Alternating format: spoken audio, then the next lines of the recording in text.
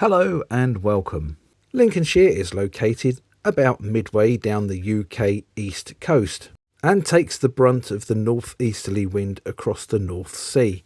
It's known for its billiard table-like flat fens, which are stunningly beautiful, the busy and popular seaside resort of Skegness, which was also the birthplace of Butlins holiday camps, and the city of Lincoln, which is known for its stunning cathedral.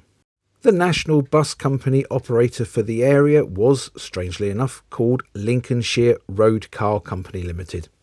The company was formed on the 20th of August 1928, and this took over the Lincolnshire division of W.P. Allen's Silver Queen Motor Omnibus Company Limited, which originally had been registered as the Clacton and District Motor Omnibus Company on the 4th of December 1913. The registered office was at Bracebridge Heath in Lincolnshire. From the outset, it was a Tilling British Automobile Traction subsidiary, and it expanded by taking over Retford Motor Services in 1928. This was jointly with East Midland. Late in 1929, the London Midland Scottish Railway and the London North Eastern Railway acquired an interest in the company. 1931 would see the Lincolnshire operations of United Automobile Services taken over. During the Second World War, the company suffered a major shortage of buses, mainly due to the demands of new RAF bases in the county. As a result, buses were hired in from companies such as East Kent, Eastern Counties and London Transport. London Transport supplied 9 ST-type AC Regents, which were used between October 1942 and March 1947. In 1942, when the Tilling British Automobile Traction was split up, Lincolnshire Road Car Company Limited became a Tilling subsidiary. During the Second World War, the company's finances were very healthy, with a surplus of £33,470 shown in the accounts for the years 1941 to 1942. This rose to £46,215 in 1944 to 1945. The result of this was that bus fares remained at pre-war levels, at a time where everything else, food, goods, clothing as such, increased dramatically. The company's main garage at Bracebridge Heath was situated on an airport and comprised of a hangar. Now, this had been requisitioned in 1941, but was returned to the company in November 1945. During this time, there was a terrific strain on the engineering department. In March 1950, Lincolnshire made a very significant takeover with the buying of Enterprise of Scunthorpe, which had 150 vehicles in its fleet. Now, interestingly, this company was part of the original Enterprise and Silver Dawn setup, which had been registered on the 15th of April 1924. While vehicles acquired with company takeovers provided a certain amount of variety in the company, new vehicle deliveries in the early 1950s were Bristol ECW standard designs, and this continued into the 1960s. Vehicles such as the Bristol K-Type, the Bristol Low-Decker and the Bristol RE, all pretty much standard Tilling vehicles fitted with Eastern Coachworks bodywork. Lincolnshire's vehicles were painted in the Tilling green and cream livery with the black lining out. During the 1960s, Lincolnshire, as with the rest of the country, experienced a huge fall in passengers for its bus services. This was caused by several things: an increase in car ownership. Package holidays abroad were becoming more popular, which meant that there was less custom during the summer months and less coachwork too. During this period, many companies, Lincolnshire included, started to spiral from profit down into loss. Lincolnshire tried to combat this in several ways. In 1965, it ceased operating on Christmas Day and cut out a lot of services on Sundays. In December 1968, a new timetable was released, and this included further severe reductions on many of the rural services in the operating area. The answer would be more one-man operated buses.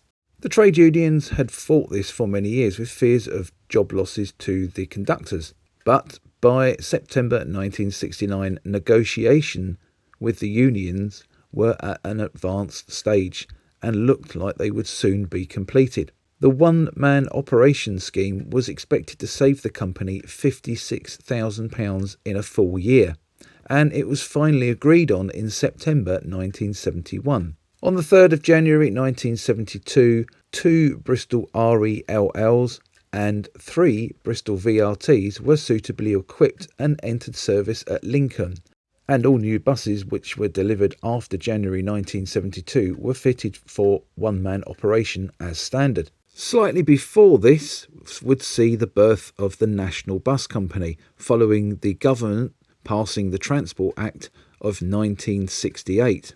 On the 1st of January 1969, all British Electric Traction and Tilling operating companies were absorbed into the National Bus Company and initially retained their separate identities.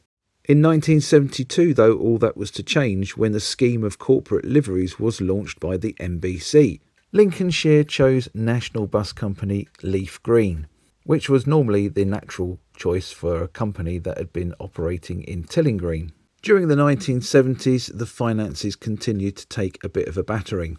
During the 1974 to 1975 tax year, Lincolnshire Road Car Company lost £566,000. In fact, towards the end of the 1970s, their position financially was so bad that the company had to withhold significant cheque payments to suppliers as it did not have adequate funds, and the National Bus Company would advance them no more money. At the same time, the mileage that the company was operating was also shrinking dramatically. And this really does seem to become a bit of a spiral downhill, because you try to operate less buses to save money, but then you're not getting the revenue across the counter, so you're taking in less money. On top of this, the late 70s would see the National Bus Company's market analysis project, which was completed in October 1980, and this implemented further reductions. As the company entered into the 1980s, the financial situation certainly wasn't easing. Due to the lack of money, it was running vehicles too long between services, which were carrying too fewer passengers. It diverted some of its new vehicle orders to other companies. 3 Leyland Olympians an order were diverted to East Yorkshire Motor Services, and 7 Bristol VRs went to West Riding Automobile. But losses at the end of 1981 still amounted to £700,000. To help try and offset this, the garages of Mablethorpe, Goole and Sleaford were sold. By 1981, the National Bus Company was owed £1.1 million by Lincolnshire Road Car Company, and it was still losing money at an ever-increasing rate. The Central Repair Works facility at Bracebridge Heath had been acting as a regional disposal centre for the National Bus Company's redundant vehicles, and during 1981 this was transferred into the ownership of Amalgamated Passenger Transport Limited, known as APT, which was a non-operating subsidiary of the National Bus Company. On the 1st of January 1983, the company's registered office was moved to the East Yorkshire Motor Services head office at 252 Anne Abbey Road in Hull. Lincolnshire was now a company with no central works or no head office.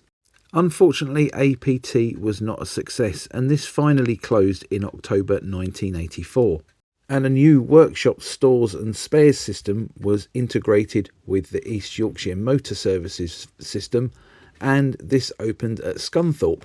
When deregulation appeared in the mid-1980s, nobody stepped forward in a hurry to buy Lincolnshire Road Car Company Limited due to its many financial losses. Indeed, the National Bus Company was so keen to sell Lincolnshire that they actually considered combining it with the prosperous East Midland Motor Services to make it a more attractive purchase. Now, that's a complete U-turn for the National Bus Company, because a lot of the bigger companies like London Country, Midland Red and Crosville were split up to be sold. On the 28th of January 1988, Lincolnshire Road Car Company passed to Yorkshire Traction of Barnsley for £1.6 million. The company adopted a bright new livery and also the fleet name Road Car. On the 28th of April 1988, the business of W. Gash Limited of Newark was also sold to Yorkshire Traction, although initially Yorkshire Traction kept them as separate subsidiaries, although it was soon found that Gash had some serious maintenance issues, and the business was merged with Road Car and quietly wound down. Around this time, in the early days of deregulation, Lincoln City Transport was entering into competition with Road Car in the city of Lincoln. However, by 1991, Lincoln City Council had put its business up for sale and it quickly passed to its management and employees, but the business was in a bad way. And eventually the former Lincoln City Transport would pass to Road Car. In December 2005, the Traction Group, as Yorkshire Traction and its subsidiaries was now known, was sold to Stagecoach Holdings. And in September 2006, the former Road Car operations were rebranded Stagecoach in Lincolnshire. And this was a subdivision of Stagecoach East Midlands. And that brings our story right up to date. I do hope you enjoyed this episode of the A to Z of National Bus Company subsidiaries. Please don't forget to comment down below with your memories and recollections about Lincolnshire Road Car Company Limited. Did you work for the company? Did you live in the area and travel on them regularly? Or was you a holiday maker at the Costadale Skeggy and travel on them for holidays? I always love reading your comments and I always try to reply to each one individually. And I hope you join me for the next episode, which is London Country. If you did enjoy this video, please like and share it. And don't forget to subscribe to my channel so you don't miss my future releases in this and my other series here on YouTube. By watching and supporting this channel, you are helping with the upkeep and restoration of preserved buses. That's a pretty good deal, isn't it? You get to watch videos about buses and we get much needed financial help. Thank you so very much for your continued support with this channel. Bye for now.